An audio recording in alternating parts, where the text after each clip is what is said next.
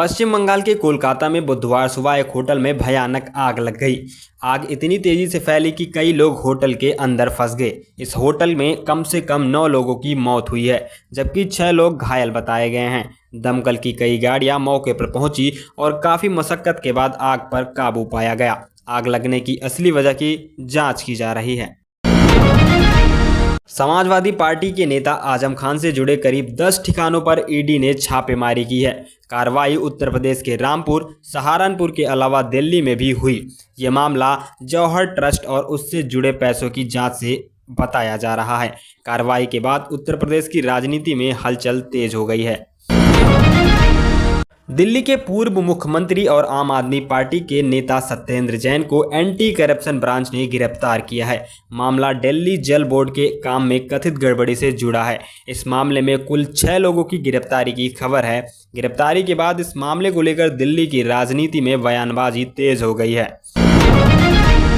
उत्तर प्रदेश के पीलीभीत में एक महिला पर ट्रक ड्राइवर की हत्या करने और फिर उसके ट्रक में आग लगाने का आरोप है। पुलिस के मुताबिक महिला ने हत्या को सड़क हादसे दिखाने की कोशिश की थी। जांच के बाद पुलिस ने महिला को गिरफ्तार कर लिया है। मामले में ब्लैकमेल की हत्या की वजह बताया गया है।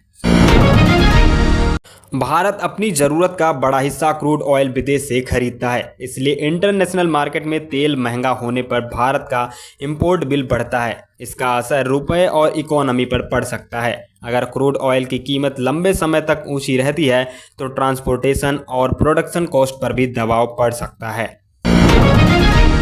देश में कॉम्पिटिटिव एग्जाम्स में पेपर लीक और चीटिंग की घटनाओं के बाद परीक्षा व्यवस्था को मजबूत बनाने पर जोर दिया गया है। सरकार ने पब्लिक एग्जामिनेशंस में अनफेयर मीन्स को रोकने के लिए कानूनी व्यवस्था को मजबूत करने की दिशा में कदम उठाया है। इसका असर एसएससी, यूपीएससी, रेलवे और एनटीए जैसी परीक्षाओं पर भी पड़ता है। एक बार फिर से स्ट्रेट ऑफ हॉर्मुज को लेकर सवाल खड़ा हो गया है। स्ट्रेट ऑफ हॉर्मुज दुनिया के सबसे महत्वपूर्ण ऑयल शिपिंग रूट्स में शामिल है। यहां तनाव बढ़ने से ग्लोबल ऑयल सप्लाई प्रभावित होने की चिंता बढ़ जाती है। इसी वजह से इस क्षेत्र से जुड़ी हर खबर का असर क्रूड ऑयल प्राइस पर दिखाई देता है। भारत जैसे ऑयल इंपोर्टिंग देशों के लिए ये मामला खास तौर पर महत्वपूर्ण है। यूपीआई ने भारत में पेमेंट का तरीका काफ़ी बदल दिया है। छोटी दुकान से लेकर बड़े बिजनेस तक डिजिटल पेमेंट का इस्तेमाल हो रहा है। इससे कैश रखने की ज़रूरत कम हुई है और पेमेंट कुछ सेकंड में हो जाता है। इसके साथ फ्रॉड से बचने के लिए यूजर्स को सावधान रहने की भी ज़रूरत है। उत्तर प्रदेश को भारत और अमेरिका के बीच आर्थिक संबंध मजबूत करने में योगदान के लिए सम्मान मिला है। ये सम्मान अमेरिकी राजदूत सेगेरियो गौर और महाराष्ट्र के मुख्यमंत्री देवेंद्र फडणवीस की मौजूदगी में दिया गया। यूपी सरकार की तरफ से इन्वेस्टमेंट, इनोवेशन और इकोनॉमिक ग्रोथ को बढ़ावा देने के प्रयासों को इस सम्मान की वजह बताया गया है। सरकार का कहना है कि राज्य में विदेशी कंपनियों और बड़े निवेशकों को आकर्षित करने के लिए लगातार काम किया जा रहा है। 19 अगस्त को भारत में गोल्ड रेट्स पर भी लोगों की नज़र रही। 24 कैरेट सोने की कीमत करीब 15,497 रुपये प्रति ग्राम बताई गई। सोने की कीमत इंटरनेशनल मार्केट, डॉलर की स्थिति और ग्लोबल टेंशन जैसे कई फैक्टर से प्रभावित होती है। दुनिया में जियोपॉलिटिकल अनसर्टेनिटी बढ़ने पर इन्वेस्टर्स अक्सर गोल्ड की तरफ जाते हैं, जिससे इसकी कीमत पर असर पड़ता है। शादी और इन्वेस्टमेंट के लिए गोल्ड खरीदने वाले लोगों के लिए आज का रेट खास महत्व रखता है। भारतीय मौसम विज्ञान विभाग ने 18 और 19 अगस्त के लिए देश के 12 राज्यों में अत्यधिक भारी बारिश की चेतावनी जारी की है। पहाड़ी राज्यों उत्तराखंड, हिमाचल प्रदेश के साथ साथ ओडिशा, मध्य प्रदेश और राजस्थान के निचले इलाकों में भूस्खलन और जल भराव की गंभीर आशंका जताई है।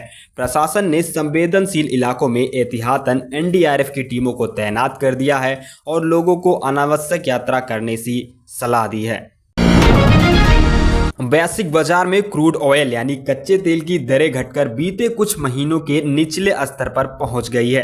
पेट्रोलियम मंत्रालय के सूत्रों के अनुसार कच्चे तेल में आई इस गिरावट का सीधा फायदा भारतीय उपभोक्ताओं को देने के लिए घरेलू स्तर पर पेट्रोल और डीजल की दरों में कटौती की जा रही है।